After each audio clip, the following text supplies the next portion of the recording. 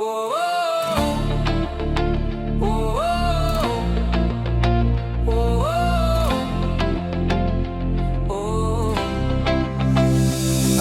în ușă ca o băbușă, cu zâmbet larg și suflet cald, ochii negri, parul frumos, mă cheamă, mă pierd, nu mai am niciun rost. Nu vorbește mult, dar spune tot, mă prinde în joc fără niciun complot. Un pas, un ris, o privire grea, și știu deja, nu mai scap de ea. Nu-i carte deschisă, nu-i drum ușor, e genul de vis care doare și-mi dor. Cu ea nu există poate sau nu, și inima bate, simți că nu ești tu.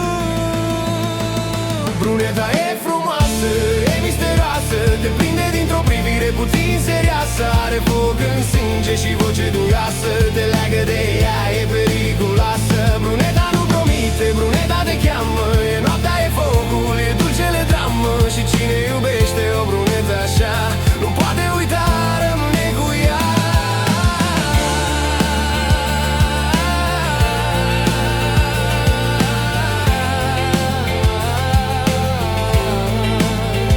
Bruneta e foc, ea dansează, cu fiecare pas lumea vibrează. Are râsul ca vinul amar și dulce, te arde încet, te duce, duce. Cu ea nu trăiești jumătăți de măsură, ori zbori prea sus, ori cazi în gure. Ceartă-te, iartă-te, scoate din minți, te face bărbat fără să se simți. Și chiar dacă spui că fugi de nebunie, tot la brunetă te duci prin ironie.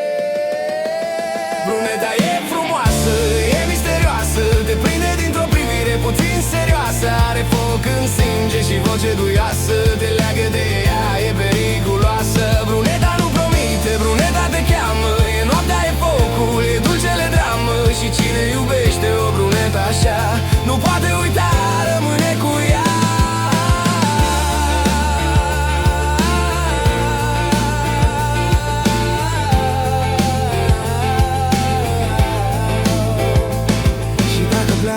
Lasă foc în aer și dacă tace, simți că totul e greu. Nu-i doar femeie, e stare de spirit, e cântec, e vis, e cu tine mereu.